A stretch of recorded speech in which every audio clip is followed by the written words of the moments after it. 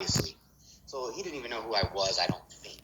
Um, when the few opportunities that I would get, and I'd say they were very, very few, and referring back to being naive and saying, hey, I'm going to walk on at Miami, it was very lucky that I actually got a shot to play there. So lucky. And I look back, and I think when I left college football, I was the second leading scorer in the history of college football at the time, right? But I still probably, in a way, it was a dumb decision to go there because my opportunity, my window was so tiny to play there. If I would have gone to another school, I Georgia Southern, pick one. I probably would have had a better shot and a more legit shot to play, and I would have probably had a successful college career. But what happened was we had a phenomenal kicker who was graduating. He was second team All American behind David Treadwell, if anyone remembers him kicking in the NFL. And it was Greg Cox. He made a 56-yard field goal in the national championship game against Oklahoma. And I was basically one of many that were just sitting and waiting for him to graduate. There was no chance any walk-on or any other guy was going to take his job when he was a senior, and nor should we have. He was outstanding. So, but anyway, Johnson saw me kick a couple times, and he I think thought that I had potential in the future, right? I mean, even though he had a national caliber type football team, they're thinking about next year and who's going to do what. And so I kind of did what I had to do. It was tough to be a walk-on. I mean, you basically got abused. I mean, it's kind of like being hazed as probably a fraternity guy or worse. I wasn't in a fraternity, but from what I hear, I mean, you got to carry the seniors' bags. You got to do.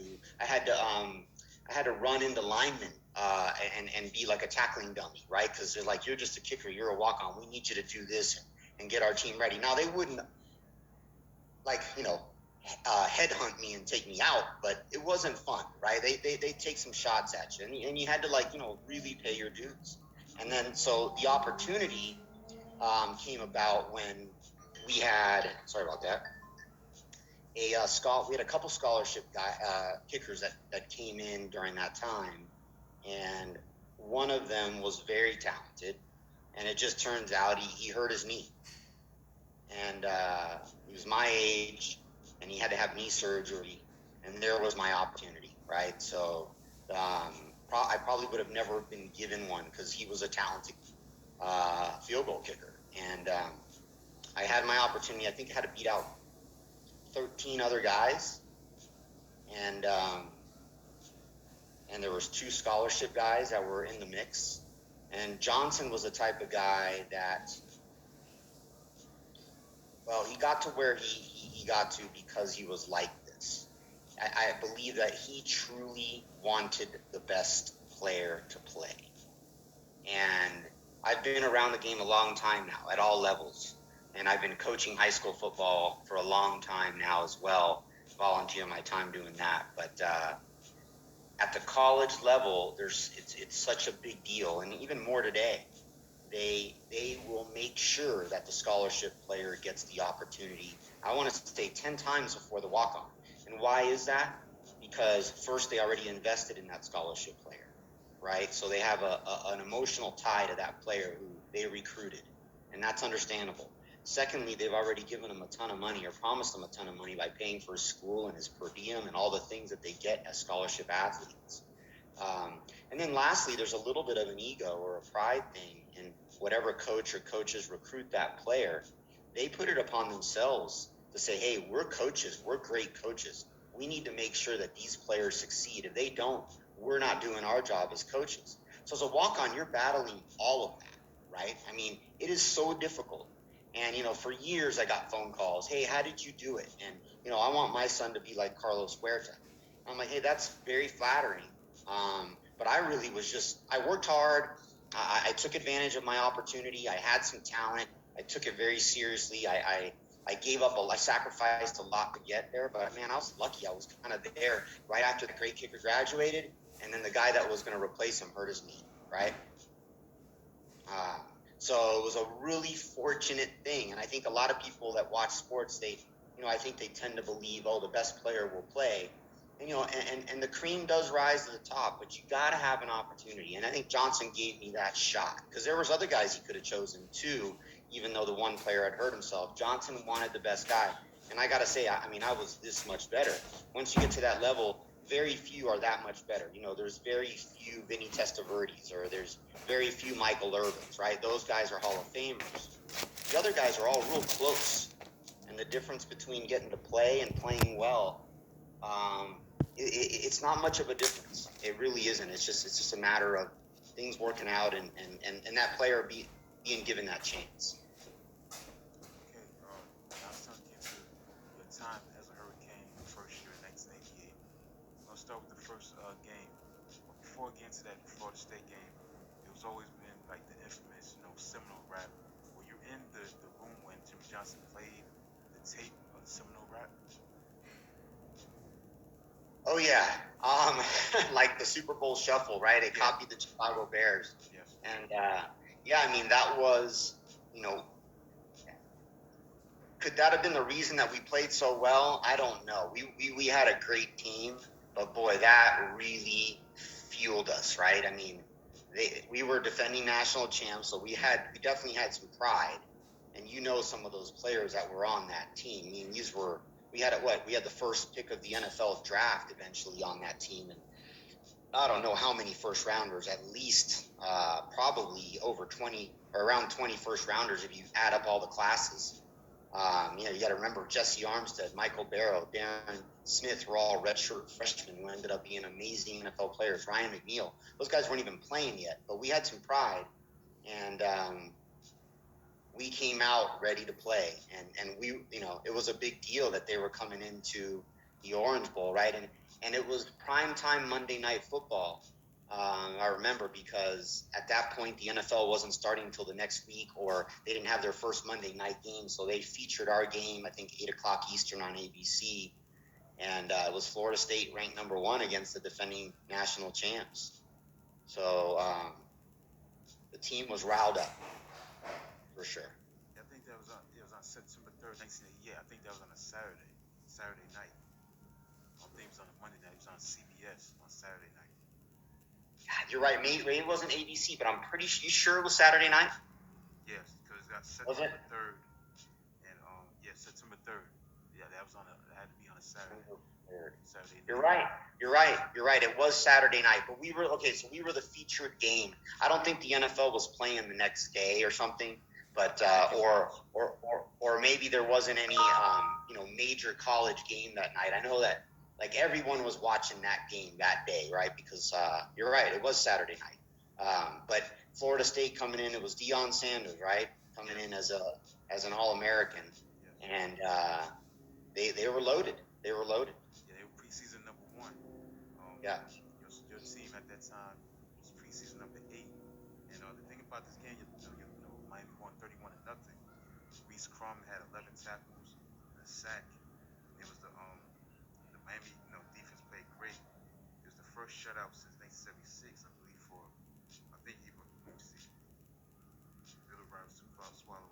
First, yeah, it was the first time Florida State got shut out since 1976 by what I see. And yes, also it was the 13th straight win for Miami and the 33rd regular season consecutive win and a sixth straight win against number 1 ranked opponent. So that was a big impressive win. Now it's time to get into 1988, second game of 1988 against Michigan. Um, that was a tough game because they jumped out on you, 30-14. They had complete control of the game, but your squad was able to rally, and you was a big part of that game because you kicked a game-winning field goal. It wasn't in the final seconds, but not with 0 seconds on the clock, but you hit a big field goal. Talk about that game because it was in Michigan Stadium, Ann Arbor, Michigan, the big house. Talk about that game. So yeah, we're coming off that 31-0 spanking, right, of number one Florida State. So maybe we came in a little bit arrogant. I think we were a much better team than Michigan, but yeah, it was a tough place to play. Bo Schembechler was on the sideline, and they had a really good team. I think Anthony Bowles, Leroy Horde were running backs. I think Greg McMurtry at wide receiver. I mean, they had some really good players, a solid defense, and we probably didn't play that well for most of the game. But then, yeah, Walsh turned it on. Cleveland Gary turned it on. I think Rob Chudzinski had some big plays. Cleveland, I think, ran for 2 touchdowns there and got us back in it. All of a sudden, I think that was the game. I want to say now you're testing my memory with that CBS ABC, but I think Al Troutwick was ABC and came out and said, now that Miami has lost, Notre Dame will surely move up to the top spot because Notre Dame had beaten Michigan the week before and on a last-second field goal. So everyone counted us out, but yeah, we were what? It was 30-28. Yep. And the crowd was, it's 104,000 people, and they were pretty quiet at this point because the game started getting tight. And Jimmy Johnson asked me to go in and kick an onside kick, and I hadn't practiced it very often. And all of a sudden, I'm out there. We really need that onside kick, and I get a really, really lucky bounce, and Bobby Harden makes probably one of the best plays I've ever seen. He jumped so high, caught this ball way at the top of the arc of the bounce, comes down with it, and then Jimmy Johnson kind of runs a couple plays with Cleveland Gary, and everybody was surprised that we weren't just gonna uh, hammer it down their throat with Steve Walsh and our high-powered offense, which they were, and Jimmy just set me up for a field goal with like about a minute to go. Yeah, I apologize. I thought you was referring to the deficit because I was down 30-14. You was right. It was down Right. 30-28. 30-14 was the big deficit in the fourth quarter. The thing Yeah, about with less than 6 minutes to go, like 5 minutes and 25 seconds in the game, we're down by those 16 points. Just kind of wild. yeah, another thing that stands out also is that Bobby Harden recovered the onside kick at the Michigan 47-yard line. So Steve Walsh threw for 355 yards. The pass to wide receiver Andre Brown and 18 yards to Cleveland Gary had a big game, 9 catches for 162 yards, receiving Yeah. 2 touchdowns. Your field goal that you made was from 29 yards out with 43 seconds left. So the Wolverines of Michigan still had a chance to win, but y'all was able to stop them. And that was the second loss that the Wolverines had because it was the first time they opened the season with 2 losses since 1959. So that was a big win. Also, talk about your experience as a walk-on freshman hitting that field goal because it's a lot of pressure. Just talk about that aspect of winning the game like that, putting Miami up 31-30 to eventually win the game. Talk about that field goal that you made from 29 yards out. So, if you're in that type of sport or an act, I think I like to say like a kicker's lots of times like a golfer on a football team, where you got to make that putt, and it's whatever 12 in golf, a 12 or a 14 footer to win, and you kind of have that. You have to have that quiet mind, right? If you're thinking too much, or if you're noticing a piece of confetti floating across the field, or something moving, and it distracts you. That's all you kind of need to miss, right? So you got to have that quiet mind, and you have to be pretty focused in what you're doing. So when I do things correctly, and I think most kickers or people that do this kind of thing, they do things correctly. They don't really remember what they're thinking of because probably / hopefully they're not thinking of anything other than where they're going to strike the ball. But I do remember I got a surge of adrenaline. Not when everybody thinks, but the snap, I believe, was really inside and almost behind the guy who was holding it. And he had to reach around and go like this to grab it and bring it back. And as a field goal kicker, that's really scary when the ball disappears because you don't know if it's going to come back. You don't know if the holder's going to drop it and let it go, which would have been disastrous, or if it just would have skipped right by him and all of a sudden you got to pick up the football, call fire. And as a field goal kicker without much practice, what, you got to run it? You're not going to do that, or throw it or something. So I got that surge of adrenaline and kind of the fear that I wasn't even going to get the opportunity to kick it. And I remember that. But he did a phenomenal job of bringing the ball back. He put it right down. And I hit that ball so hard. And I don't think my intention was from 29 yards to really hit it that hard. You just basically got to make it through the goalpost. It's not a real long kick, right? But I remember just hitting it, and I didn't even feel it, right? It just, and it was pretty much right down the middle, and it went real high up through the uprights, and it looks like we're going to win the game. But I do remember that, and I still, when I think about it, I can still kind of have that feeling of the fear, right? And luckily it worked out. But in terms of the pressure, I've had that question asked a lot. You're never really comfortable with. I never was comfortable with pressure, right? Because you're on edge a little bit. You feel it. You feel the tension. But what you hope to do as an athlete is you prepare yourself, and that's what I was good at. I was good at kicking field goals accurately, right? I could hit probably the upright half the time from 40 yards if I really tried, or close, or shave it if I was at that. I could really pinpoint my kicks, and so you just got to rely on that. And we all got to the all of us that played at the University of Miami, we got there because we developed as children and athletes as in adolescence and high school, and I was put in that opportunity a lot in high school. I think I was Gatorade Player of the Week once. We beat the number one ranked team in the country in high school on a field goal. And so you just kind of, you've been there, you have the experience, and you train for that kind of thing. And if you put me in there to try and make a game-winning touchdown pass, I would probably be so nervous because I wouldn't know what to do. But I'm trained at this, so you just channel your energy, you use that nervousness hopefully as strength, and let your all your training take over, which it works. The practice works. Okay, let's fast forward to obviously the game of the year in '88 during that college football season. Catholics versus Convicts, Notre Dame, Miami. Obviously, your squad was number one in the country. Notre Dame was trying to get back to that, elite status. They was ranked, I believe, number four in the country at that time. Yeah, number one versus number four. Your squad had a 36-game regular season win streak. You had won 20 straight on the road at that time. So, unfortunately, your squad lost 31 to 30. But talk about that game, the preparation aspect of that game, and talk about the game in general.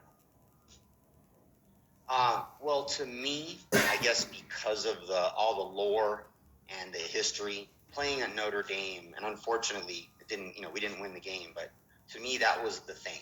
Like, to Floridians, it was Florida State. Those were huge games, not denying that. But there was something about playing at South Bend to me that was it. That was prime time for me. And I think a lot of my teammates probably felt that way too. Um, I do remember, a lot of people don't know, we had to evacuate once we got to the stadium. We had to evacuate, leave the stadium that day because there was threat that someone had put a bomb like close to our locker room. Right? I don't think people know that or talk about that. And that was kind of disturbing, to think, hey, we're here to play in a big time game, and all of a sudden our lives were threatened, right? And I think we left, and they had to scan. They brought in the dogs and all the type of police that they do, and they checked. And so then we got back in, and we kind of had to refocus. And then people remember about that big fight that erupted on the field before the game. It was on TV. Everybody was Miami got in the way of the Notre Dame players, and they started fighting. It was a pretty serious scuffle before the game. And so then at that point, everything was heightened, and it was an intense game. Both of our games in South Bend were really, really intense games. I don't ever remember at any level it being more competitive, more fierce than that. And comparatively speaking, that crowd was way more intense than Michigan's crowd or a lot of other stadiums. Just the way that stadium is built, they're literally right on top of you. Michigan, there's more people, but the way the stadium is, it goes out really far, and um, it flattens out kind of the stadium, right? So that those people in the upper decks, you can never hear them. They're so far away. In Notre Dame, they're right there. I had a fan, jump right out of the stands, land right on my shoulders, and push me almost onto the field. And I look back, and this guy's drunk or whatever, and like my first reaction is I'm going to knock this guy out, right? Which I could have done. I mean, the guy's drunk, but you're a player, so like you kind of look around. And I tell the cop, they go get this guy. So supposedly they take him out of the stadium. Turns out I saw the same dude running around the field after they won at the end of the game, so they didn't kick him out. But it's just an intense place to play, and their fans out there. But yeah, they won the game. I mean, there was some controversial calls. I think everybody knows about that Cleveland Gary play that the referees actually didn't call a fumble. They called it a turnover on downs, and I think they just had they messed up. It was 4th and 7 from the 11, and Cleveland got 10 to 10 and a half yards and was down. His knee was down, and put his arm over the goal line after he was down, and then the ball comes out. Notre Dame recovers. The crowd goes insane, and all of a sudden the ref is signaling it's Notre Dame's ball. And everyone, I think even the announcers, thought it was a fumble, but the ref said we turned it over. We didn't get enough yardage, but we just got 10 yards, and all we needed was 7. They gave the ball to Notre Dame, and they ended up winning the game by 1 point. We would have, that touchdown would have made a big difference, right? I'm correct me if I'm wrong, but I'm pretty sure the referees came out like 3 days later and apologized and said they made a mistake. But there was other plays in the game. They really did well. I don't think that we thought that they could have beaten us, but they were better than everybody thought, and they won the national championship that year. Great, information about that. Now it's time to get into also the game. Fast forward during that season, um, beat LSU 44-3. That was a great series. Beat Arkansas 18-16. Let's fast forward to Nebraska. This is the um, Orange Bowl, 1989 Orange Bowl. Now, unfortunately, this was the last game for Jimmy Johnson. Your squad won 23-3. Talk about that game and also talk about your reaction personally when Jimmy Johnson decided to go coach the Dallas Cowboys in 1989. So yeah, that year, just capping it up, I think we beat every conference champion or almost every conference champion in the country, but lost to Notre Dame by 1 point. And then Notre Dame won the national championship against West Virginia. We kind of thought we should have been given the right to play them again. But, we did go for 2 at Notre Dame instead of tying it up. And that was a Jimmy thing, which, you can't blame him. He was a great coach, but if we would have tied him at Notre Dame, in essence, we would have tied him in South Bend. We would have probably played for the national championship, but we went for the win, didn't get it. Beat some great teams. We killed LSU in Baton Rouge. That was an incredible, just a whitewash of that team. But when because of that season, it was such a great season that followed the national championship season when they beat Oklahoma the year before. Johnson leaving was really tough to take because we knew we had something special. We had players that wanted to play and give it everything they had, and he was such a phenomenal manager.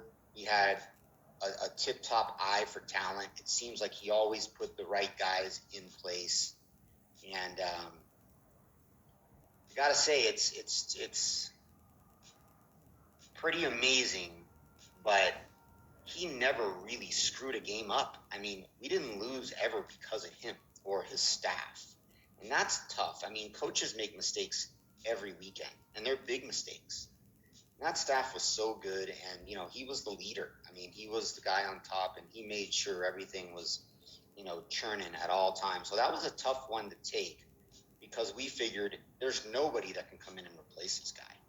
right? And now it's going to kind of be on us because no one's going to be as good as Jimmy, and we lost a lot of great staff that went to Dallas as well. So no, playing Nebraska, obviously they were a perennial champion type at the time. I think Big Eight champion. They were always highly talented, but our defense was so good, and they had that running type offense, and we just shut them down. It wasn't even close, 23-3. We just had too much talent and too many too much speed, too many players with a lot of speed, and it wasn't even close that game. So we ended up, amazing season. What were we, 11-1? Yeah, 11. And the Arkansas game was a close game, but other than that Notre Dame game, boy, it was an awesome season. And the Notre Dame game was such a great game. I mean, they still have TV shows about it, right? The Catholics versus convicts. Yeah, they We did just it didn't come out on ESPN top. 30 for 30. What's that? Yeah, they did an ESPN 30 for 30 about the Right, Catholics versus right. convicts. I don't know if you saw it. I did. Huh? It was pretty funny, yeah. Yeah, yeah, I saw it. Yeah, so yeah, your squad finished 11-1, and you kicked 3 field goals in this game. So it was a big contributor to this win. Kicked 3 field goals, and Right. defensive man was great. They sacked Steve Taylor, the quarterback of Nebraska, 6 times. Um, had 3 interceptions overall, and Steve Walsh, the quarterback. Obviously, this would be his last game too, because he was 21 of 44, 285 yards, 2 touchdown passes to Leonard Connolly. So it was the last game for obviously Jimmy Johnson and Steve Walsh. So we finished #2 in the country with 11-1 record. So now let's fast forward to 1989. Now you have a new coach and a man named Dennis Erickson. Talk about the first time you met Dennis Erickson. Your reaction to now Dennis Erickson is taking over Miami in 1989.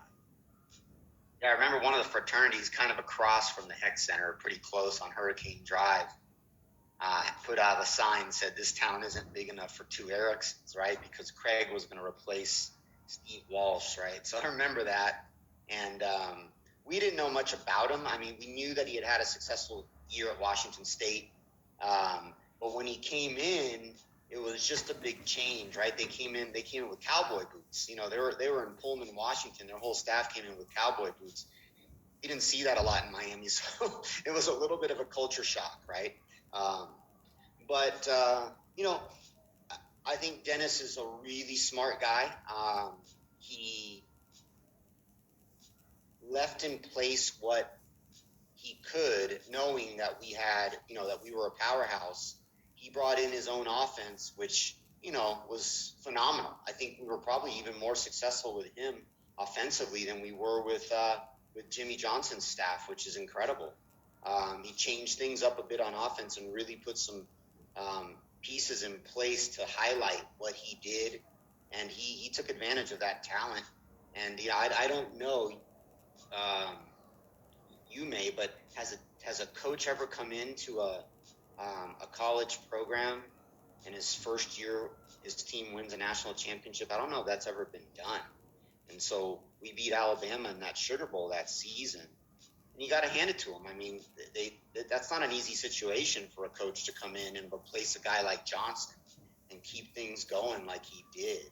Yes, we were talented, but it starts at the top. You got to have a guy leading you to a certain point that doesn't lead you into a ravine, right? And he did a great job.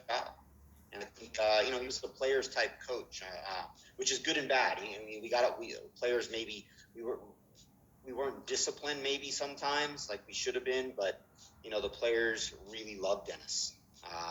He uh, he went to bat for you, and I think that winning was important, but he was a good coach. He was a good guy to play for.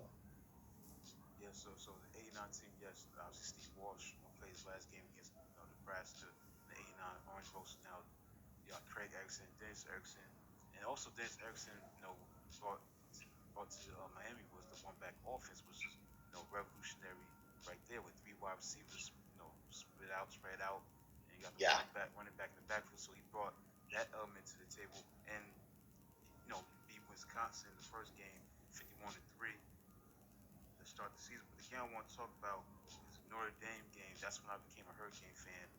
When your squad beat Notre Dame 27-10. Now, this was revenge because coming off of what happened the year before, he wanted to prove that deserved to be number one. So Notre Dame is number one in the country, 23 game winning streak, led by Tony Rice, Rocket Ishmael, Ricky Waters, Derek Brown, who hosts a great coach. Guys like that, Chris Zorich on the defensive side, Todd Light. Talk about preparation aspect as your squad won 27-10. Talk about that game, just preparing for Notre Dame, the last game of the regular season. Um, I've seen a bunch of quotes from some of my old teammates, and I forget in what context why they were being asked this question and where it came out. But if you were, a freshman in 1987 or 86 or 88, right in that time frame, one my class or around that class, many of them said that was the most intense, incredible uh, game that they had played. We dominated them, but the fans in the Orange Bowl, specifically that night, were just unbelievable. It was a frenzy. Were you at the game or did you watch it on TV? I watched on TV. Yeah, I'm from New Jersey, never. so I didn't go to the game. No. Right, so the fans in the stadium were like nothing I've seen at any level that game, and so it almost seemed as if, the last time Miami played Notre Dame in the Orange Bowl and beat them when I think Notre Dame, I think, might have been ranked number one. Well, they played them at Pro Player Stadium. Yeah, That was that was pretty hyped too. I was at that game. The fans were awesome that night. yeah, Um, 2017. it had a similar feel. Yeah, So yeah, Notre Dame really, like I said, to me that was the game, no matter what. And that 1989 game was just intense. And my preparation the next year I wasn't quite as fortunate, unfortunately, but I was focused on Rocket Ishmael. Rocket Ishmael, right? He was an incredible returner, and I had to kick off to him. Um, and so we worked on all kinds of different ways to trip him up, different kicks to different corners. We'd hit flip kicks. We never wanted to let him get a rhythm returning because we knew he was deadly. So we did a great job that night. We stopped him and just dominated. Dominated. I think the score wasn't necessarily indicative of how competitive the game was. The score was a little bit more lopsided. The game was closer than that score showed. That famous play from Erickson to Randall through a hill that went for 40 something yards on third down. Probably way backed into our side of the field. He must have. I think he threw that maybe from around the 10-yard line or even further, closer to the goal line. That was a back-breaking play, I think, but it was a tight game. They were a very very talented team. yeah. That play you talking about third down and 43, Erickson to Hill. Yeah, that capped off a 22 play drive that ended. It had the offensive Miami had the ball for 11 minutes during that drive, and Dale Dawkins had a great game. Very underrated receiver at Miami. Dale Dawkins had two Number 11. touchdowns, 7 catches, 120 yards receiving. And the thing about the defense, they didn't give up an offensive touchdown. The only touchdown that Miami gave up was a dead Bokar interception that was returned for a touchdown. That was basically it. Overall, it was just dominated by the Miami defense, and Yeah. Rocky Ishmael had a separated shoulder, and you know, Tony Rice was a non-factor, and this loss ended the 1980s at that time, where Notre Dame was 0-5 at the Orange Bowl. So that was a big, big win. So that kept your national title hopes alive as you beat the number one team in the country. Let's get into the matchup against Alabama. Obviously, now the two scenarios: you had to beat Alabama, but you also had to hope that Notre Dame beat Colorado to give you a chance to win national championship. And obviously, it worked out. Miami won 33-25 to win the national championship. And now, Colorado loses to Notre Dame, you beat Alabama. So talk about that scenario. Talk about that game against Alabama. Yeah, we had some as a team. I remember we had some trepidation going to play in the Sugar Bowl. We were excited to play Alabama, but I think the last time they had gone, they had taken a tough loss in a Sugar Bowl to Tennessee, right? And one of our team leaders and best players, Greg Mark, who was All American. He had a scar on his face, Rashad. That I don't know if you've ever seen him, but it ran like the whole side of his face, and it's a thick scar. And he got that standing in an elevator in the previous Sugar Bowl, and some Tennessee fan just hit him with a beer bottle. He was just in the elevator, didn't know, and the Tennessee fan was drunk and hit him in the face with a beer bottle. So that was it was a weird deal going to the Sugar Bowl for us because of that loss, and we had to buckle down, and there's a lot of distractions in New Orleans, right? So there was it was a tough game, I think, for us to get up for just because of the history. And Alabama had tough players, very talented, and that game I think we played really well. And that 33-25 score, in my opinion, was the opposite. I think we really dominated Alabama.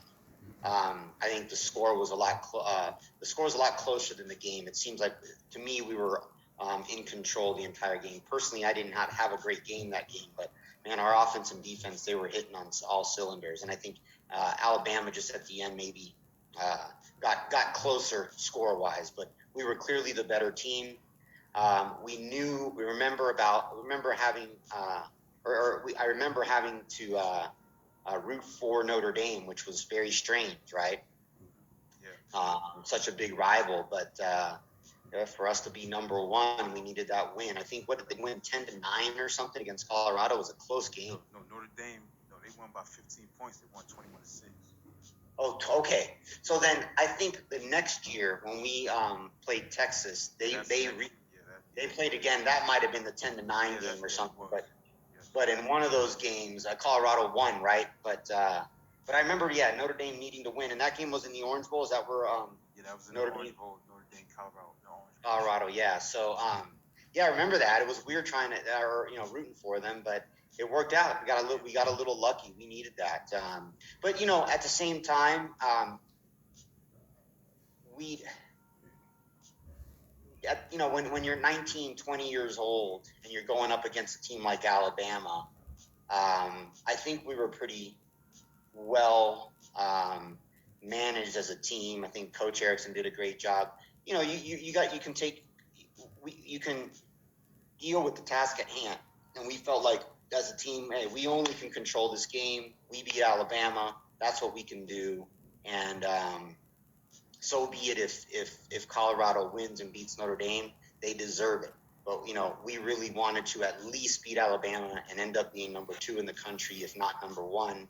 And I think we did a good job of focusing. And that was what had our attention. And that's how you beat a team like Alabama. You start thinking too far ahead, or thinking about other things you can't control, or you're going to be distracted. Kind of like what I talked about at the beginning. I mean, you just really got to buckle down and stay focused. And I think we did a really great job in the Sugar Bowl.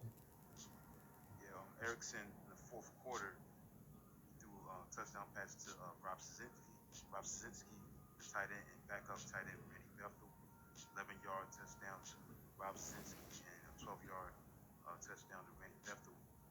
So that sealed the deal. And Dennis Erickson became the second ever coach to win a national championship in first year with school. The previous one was Benny Oosterbaum in 1948. So Dennis Erickson made history. He became the second head coach to win Gotcha. a national championship in the first year with the school. Yeah, and Colorado was number one in the country, and with that loss, yeah, Miami, your squad was number two. So yeah, Colorado had to lose, and Miami had to win in order to ensure a national championship, and that cemented, Miami the team of the '80s, the third national championship, 83, 87, 89. So let's fast forward to your junior year, 1990. Our expectations obviously at Miami, preseason number one, but unfortunately we lose to BYU 28-21. Talk about that loss to BYU. Um, Surprising. They were not the better team, BYU, but they got us first game of the year, and I just remember that altitude really being a factor. Our guys were sucking wind, so they played well, and they had the Heisman Trophy winner that year, right? Ty Detmer, Yes. and the guy was magical that night. I mean, and it took that kind of performance to beat our. He just seemed to do everything right, and he was talented. He was smart, made the right reads, and they got us. They got us. They had also a really great crowd, very intense, tough place to play. You can't hear anything. I kind of call it the football stadium in heaven because it seems like you're in heaven. It's up in the mountains and uh, a really cool setting. But yeah, our guys had a lot of trouble breathing. It's high up there. Yeah. And but it was Lavelle Edwards, a really good coach for BYU, had a great plan for us. And to hold that offense to 21 points, that was not an easy thing to do because we had some studs on offense. But yeah, that was a tough one to take. That was a tough one. And it got to hand it to him though. Yeah. Ty Detmer, he threw for 406 yards, 3 touchdowns, and an interception. Um, Greg Exton threw the ball pretty well, 299 yards. Yeah. As you know, that was a strange year in '99 because a lot of upsets, a lot of teams was number one, and they couldn't hold on to that number one ranking, whether it be Michigan, Miami, or Virginia. It's always like certain teams losing. As far as like 1990. But let's move forward to the California game. That got back on track. It won 52-24. A lot of celebrations. You know, Randall Hill dancing and stuff like that. Talk about that game in Cal Berkeley winning 52-24. Well, we definitely felt like we needed to establish ourselves as a solid team in the country after losing or being upset um, in Provo. But remember we're young kids, not that used to travel. We had to go all the way to Provo, come back home, and go back to Cal. A lot of travel, so we felt like it could have been a tough game against Cal. They had a decent team. I personally remember Russell White, who I think was an All-American running back, returning a kickoff against me for a touchdown. That was a tough one to take. He was a great player, but it wasn't an easy game for the first half, I think, and then we took control. But um, we felt like we really needed to put a good performance in and get back on track. Um, like I said, traveling to California was kind of a big deal for us. We didn't do that very often, so it's a big time change. You get to the day before, and it takes some education and some acclimation, but by a bunch of 19 and 20-year-olds to do that. It's not easy, but yeah, we started rolling a little bit, and I think we um, showed our talent. It was a very, very talented team. I think it may have been the most talented team that I might have been on. Just happens that we had two tough losses that year. In terms of um, all the celebrating, you can get into that later, I guess, but that became a pretty notorious thing throughout the NCAA that the next year they cracked down on that stuff, right? Yeah, yeah, the Miami rule. Yeah, The yeah. Miami rule, yeah. Mm-hmm. Okay, so You should have been in the team meeting when the referees came in to show us all the video of the new rules the NCAA was making for the next year. And I think there was 27 new rules, and I think something like 19 or 20 were examples of what not to do, and there were hour games of guys showboating, right? yeah. So we thought it was funny, but I guess the rest of the country didn't. Okay, fast forward to October 6, 1990. Beat Florida State after losing to them the year before, 31-22. Um, Florida State was ranked number 2 in the country. Your squad was ranked number 9 in the country. The thing about this game is that what stood out is the great running game. Stephen McGuire had 176 yards on 31 carries. Leonard Conley ran the ball for 144 yards on 16 carries, 2 touchdowns. Great running attack. And you snap Florida State's nation's longest winning streak at the time at 14 games and ran for 334 yards on the ground. Talk about that game. Yeah, was that a noon kickoff? Do you Yeah, remember? it was in the afternoon. I don't know exactly. Maybe it had been 3:30, maybe when I Yeah, think. I just remember it being for some reason incredibly hot, and Florida State was used to, they're obviously they're used to some heat, but when we had those noon or 1 p.m. kickoff games, we felt like we had a huge advantage. I mean, that humidity and that heat in that Orange Bowl was intense. And but they fought. They were a tough team. What was it? Dossie for Yeah, Florida State. Lawrence Dorsey. Yeah, he was a tough player, right? Had a really had a great season. I think he had a really good game against us. But McGuire just wore him down. I think that was what you said. He just wore him down when he got going. Mac was tough, and he just he tilted the scales when he got going. The other team just you saw him wear down, and I remember them wearing down in that heat, and we were pounding them, and I loved it. I loved it because we just took control of the game. Okay, so fast forward a couple weeks later, this was known at the time as what the final conflict, Miami Notre Dame and South Bend. Obviously you had won 5 of the last 7 meetings, and unfortunately you lose this game 29-20. Miami was ranked number 2 in the country. At the time, Virginia was number 1 in the country. Notre Dame was ranked number 6 in the country. So it was like the elimination game. Like whoever lost this game may have been out of the national title hunt. Unfortunately, your squad lost 29-20. Talk about that game. Um, Tough one. We again intense, same type of setting as 2 years earlier. Um, I just remember it was 22-20 in the fourth quarter. We were driving, and the ball was, I believe, was on the 33-yard line. And I'm thinking, I told you what my feelings about Notre Dame were, right? I mean, that was the game for me, no matter what. And I thought it was on the 33-yard line. I'm thinking, okay, we don't get a first down. It's going to be a 50-yard field goal to take the lead. We were on their 33.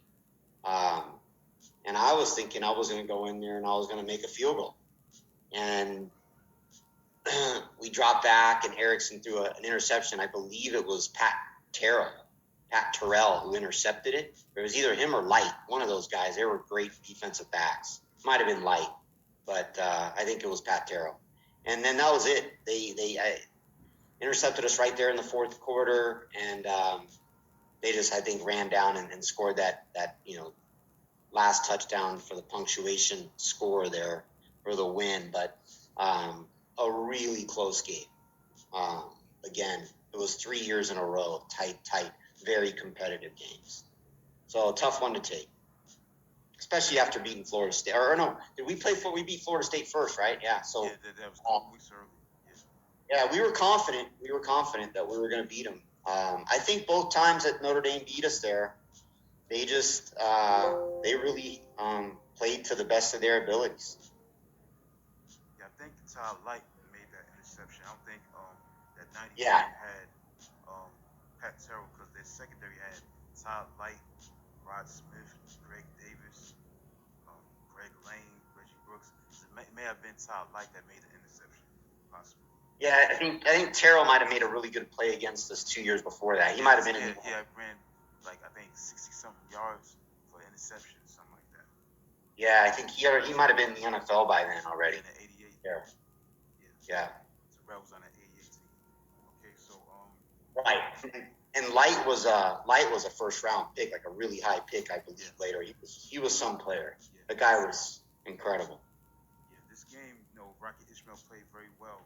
He had a 94-yard kickoff return. You kicked it to him, and tied the game at 10-10. He ran for 100 yards rushing and 13 carries. Now, obviously you didn't want to kick to the Rocket, but what happened on that kickoff when he returned it 94 yards? Was it just it wasn't So, the right kick? What went wrong with that kick? um, what went wrong started on the kick before. So, not not thinking or not knowing what the field was going to be like. I just hate to say it, I didn't have the right shoes. And the first kickoff of that game, it was muddy underneath the grass. You couldn't tell. It looked like nice grass like on TV, but it was real wet underneath. And I just completely fell and slipped on the first kickoff of the game. And the ball just trickled down. It never went to Rocket.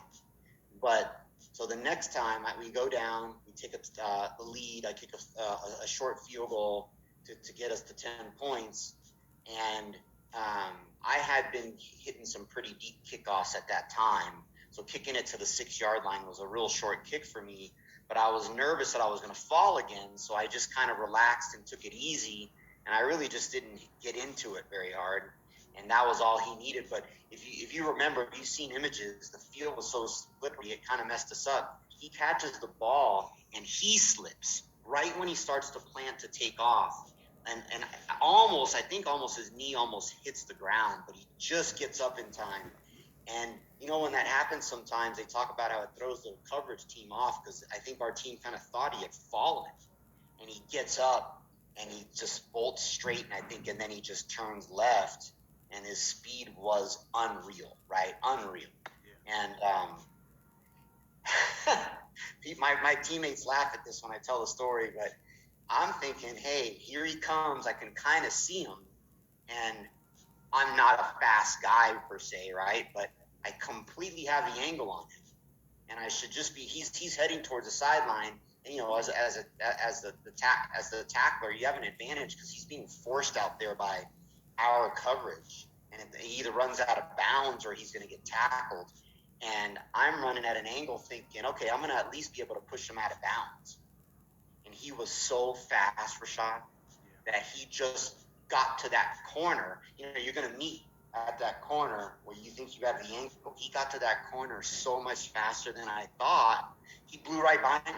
So I made two mistakes on that play. I should have ran faster to the corner, but I should have kicked the ball better. So it was completely my fault to give him that touchdown. And the crowd erupted. I mean, they went absolutely bonkers, and that was tough to come back from. That was tough because it looked like we had control of the game, kind of starting out. They weren't doing much. He scores that touchdown, and the whole momentum of the game changed, and we were in trouble. We had it felt like we had to come back at that point. yeah. So I take that loss. I take that loss on me. Yeah, that was tough loss. Not your squad got your title win. So now let's fast forward to the Cotton Bowl. That's I think that's the infamous game where Miami just how you just played dominant football. Number 4 Miami versus number 3 Texas. It was known for a lot of penalties, unsportsmanlike conduct. Penalties all over the place. Randall Hill scoring a touchdown and run through the tunnel and doing his celebration. But talk about preparation aspects, getting ready for Texas at that time in the Cotton Bowl. I was just telling the story the other day. Um, we had about 5, 6 guys on our team from Texas, and they were some of our best players. Kevin Williams is one of them. Jesse Armstead is another. C.J. Richardson was on that team. I think Terrace Harris. We had some really good players from Texas, and University of Texas Longhorns. They had a offensive lineman. I think his name was Stan Thomas, and he was an All-American, big old guy, supposed to be a first-round draft pick, and was quite the talker.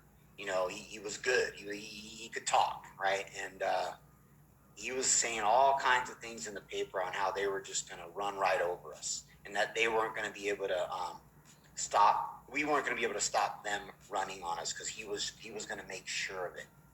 And our team lost their minds on this guy reading what he was saying. And we had a team meeting, and everybody was so upset um, about what this guy had said that people were just shouting out things and